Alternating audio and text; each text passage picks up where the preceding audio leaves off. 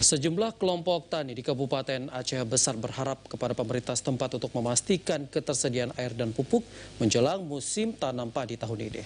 Ketersediaan air dan pupuk dinilai menjadi kendala yang selalu dihadapi petani saat musim tanam padi.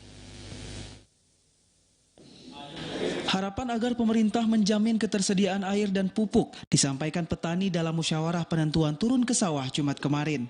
Ketersediaan air dan pupuk dinilai menjadi problem rutin yang dihadapi petani saat memasuki musim tanam padi. Keberadaan pupuk yang langka membuat petani harus membeli dengan harga yang tinggi. Kondisi ini diperparah dengan distribusi air yang tidak sampai ke sawah petani, khususnya sawah yang jauh dari saluran induk.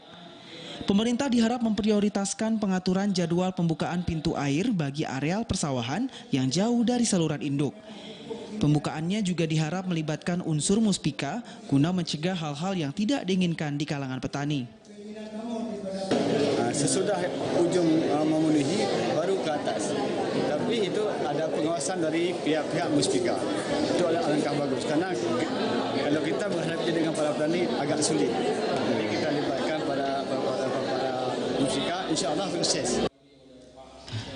Sementara itu, dalam musyawarah yang dikenal dengan tradisi rapat drone ublang ini, pemerintah Kabupaten Aceh Besar berharap seluruh stakeholder terkait untuk bersama-sama mengatasi permasalahan yang dihadapi petani saat musim tanam. Menghadapi musim tanam tahun ini, pemerintah Aceh Besar menyatakan akan mengawasi distribusi air maupun pupuk guna mencegah terjadinya penyimpangan. Kita dengan PU Pengairan yang berkaitan dengan pengelolaan irigasi tentunya dibuat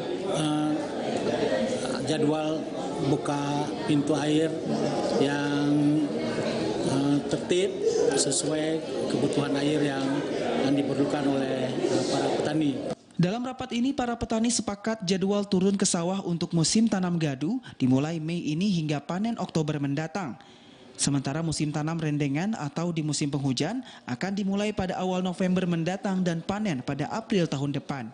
Dari Aceh Besar, Arman Konadi, TVRI melaporkan.